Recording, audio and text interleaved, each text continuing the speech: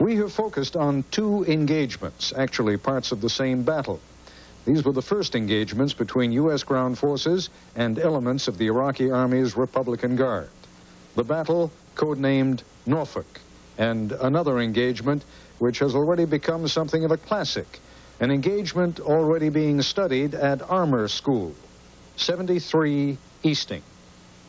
This was a war we never witnessed, not the ground war at least. Certainly not the way we witnessed the war in Vietnam, but not even, after the fact, the way we were able to watch battle footage of Korea or the Second World War. That was largely by Pentagon design. We were never supposed to witness this war, but also it was over so very quickly that little of the ground action was ever seen or heard by the American public. So listen now to what happened during the actual battle with Iraqi forces, as told by some of the Americans who fought it.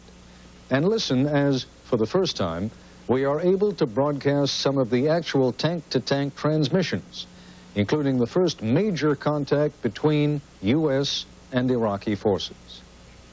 I'd give my last instructions and my crew was real quiet. First thing that came to mind was, it's a beautiful day. Just some white puffy clouds, that's about it. And I said to myself, well, if this is going to be it, it's a good day to die. Said a small prayer and said goodbye to my wife and my child, and by that time it was time to go.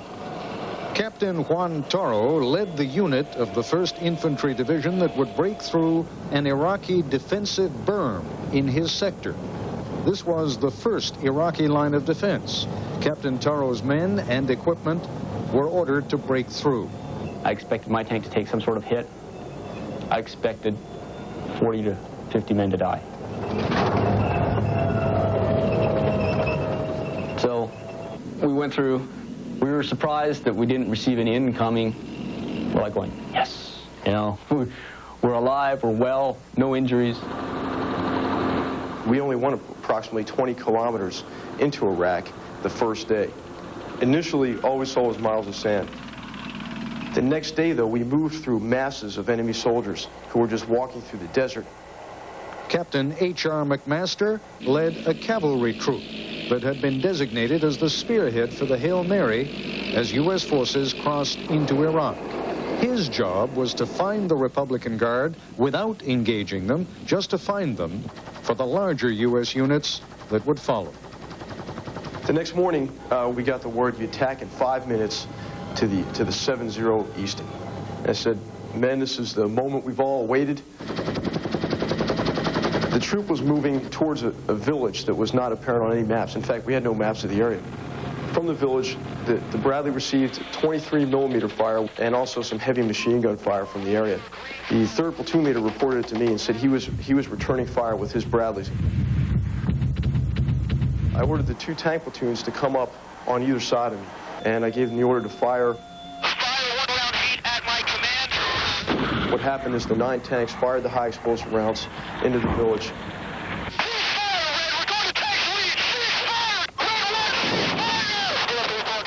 As soon as I give that order to Mike to cease fire, he comes back to me now with the report, enemy tanks to the left. And I said, Roger, tanks to the left. And just as I was saying that, we came over this ridge. My gunner said, tanks direct front. And I yelled, fire. The first enemy tank erupted into flames. First, I ain't gonna lie, first I was finna panic. And I caught myself and said, no, don't panic, do your job. I loaded faster that time than I ever loaded before. I was also calling on the troop net.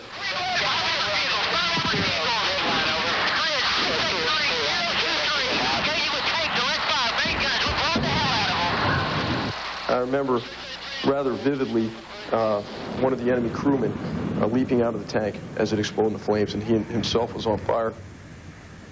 2 enemy tanks engaged my tank and missed at pretty close range.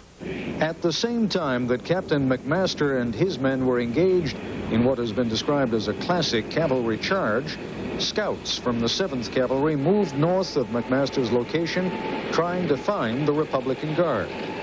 My crew, my vehicle, we were the first ones to run into the Republican Guard out of the squadron. You know, I was all excited, you know, let's charge right in there. But when I actually heard rounds going off and heard people coming back over the radio telling about it, it was bad. I was scared, I was terrified, I was, you know, praying to God that everything was going to be all right. My track was initially, it was shot by a BMP, and as we were evacuating the vehicle and it was hit again, I was up by the driver's hatch of the vehicle, extracting my driver from the vehicle, when there was a loud explosion, bright light, and next thing I knew I was thrown about 20 feet from the vehicle. But then after we got into platoon leader's vehicle, we were shot again twice by a T-72 tank, and in which every member of my crew and the crew of that vehicle sustained some sort of injuries. I'm monitoring the troops radio. First of all, everything seems pretty positive. Next thing you know, all of a sudden the radio explodes with medic, medic, medic, and screaming everywhere. I found Sergeant Gentry laying on the ground. I started doing CPR on him, but as you know, he didn't make it. As we looked back, it was just a sea of burning vehicles. I mean, just incredible. McMaster's cavalry troop had been forced into an engagement with the Republican Guard. When that fighting ended, McMaster's forces stayed in place, while Captain Taro's unit from the 1st Infantry moved through their lines to resume contact with the Iraqis. I've never been to war, so I didn't know what to expect, but it was surreal. We could hear some of the Iraqi soldiers come out and they were crying. The Iraqi troops yelling Allah, Allah, and watch them get on their knees crying in front of that tank. You can smell the flesh, and you know, you just smell it. And the diesel and the gunpowder, that's what war was. To see, hear, and smell it. And come morning, everything just started turning peaceful. There was no more firing or anything. With the sun coming up, everything just sort of died out. And then about 7:40 that morning, in fact, 7:43 that morning, we got the word, ceasefire, ceasefire. This is one thing I never want to have to do again. It's not as easy as just drawing that arrow on that map. I never want to go back to that desert if I don't have to.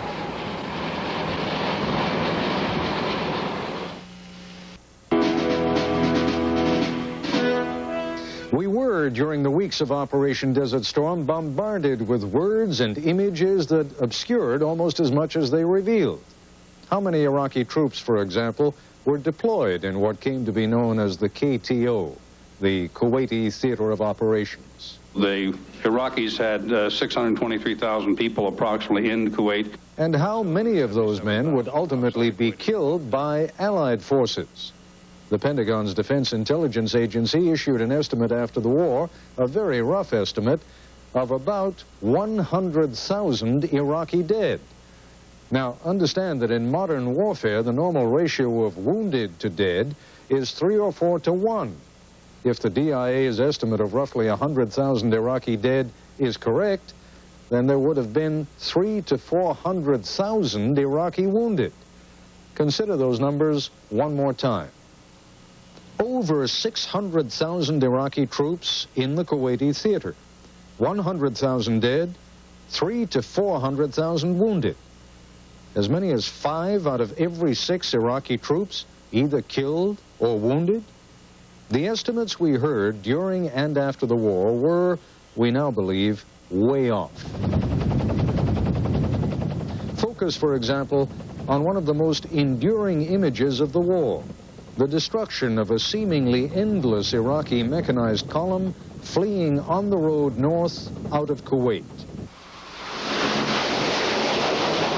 The key to the destruction of that column was a new piece of equipment that had been under development for some time, but was rushed to the Middle East when war appeared imminent.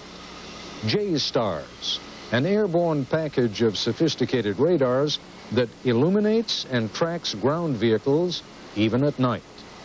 On the last night of the war, a targeting group, led by then Major John Feely, using J-STARS, noticed an enormous amount of movement heading north on the road out of Kuwait City.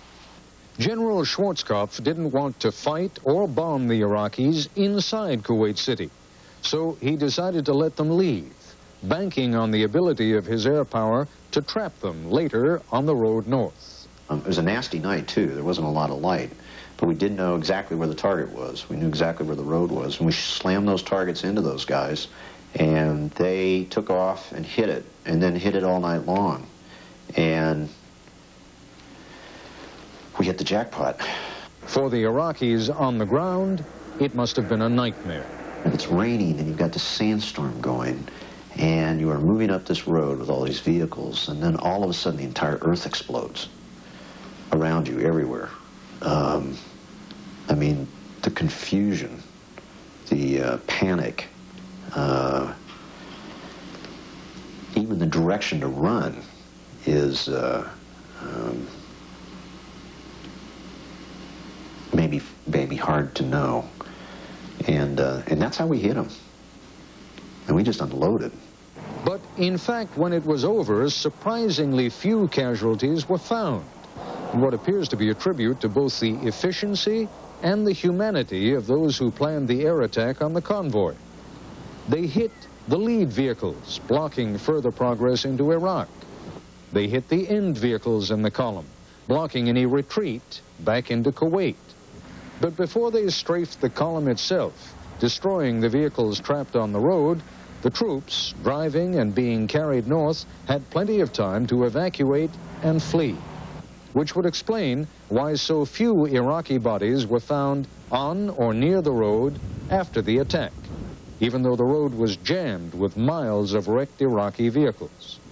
ABC's military analyst during the war, Tony Cordesman, walked the road several days after the raid.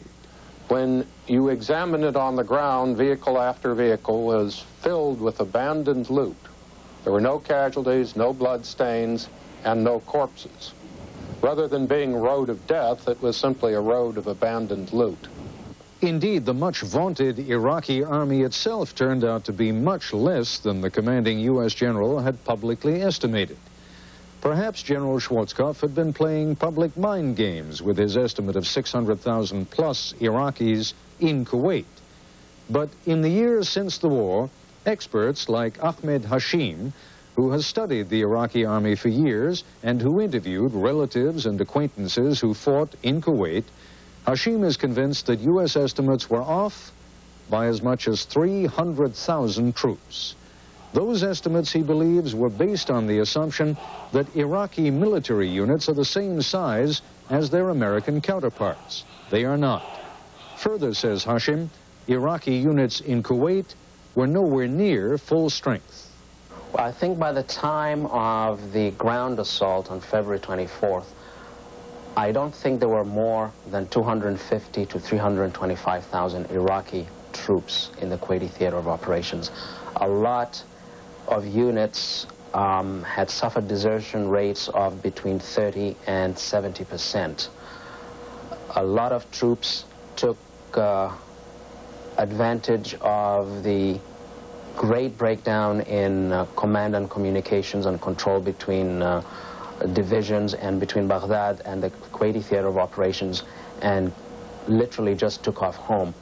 Indeed, most current estimates place the number of Iraqi war dead in Kuwait closer to 10,000 than 100,000. The number of wounded at closer to 25,000 than 300,000 to 400,000. Since the Iraqis themselves have provided no statistics on their military war casualties, these estimates are the best we've got. A few closing thoughts in a moment.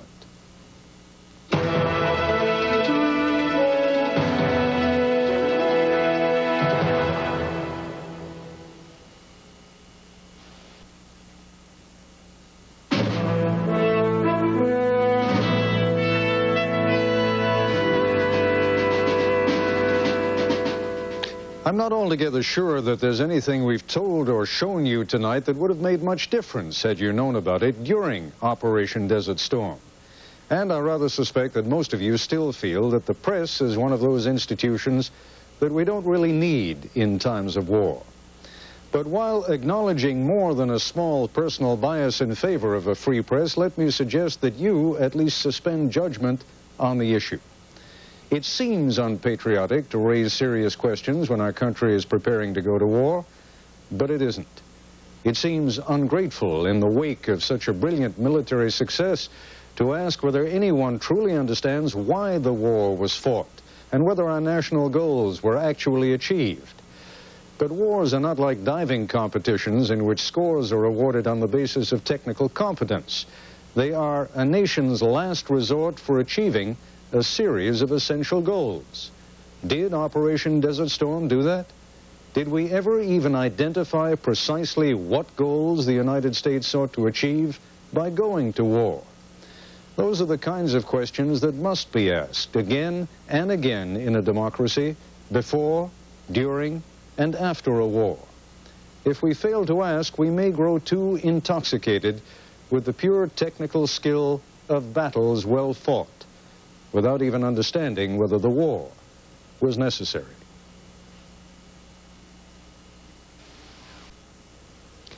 Once again, our special thanks to U.S. News & World Report, whose book, Triumph Without Victory, comes out next month. Nightline is a presentation of ABC News. More Americans get their news from ABC News than from any other source.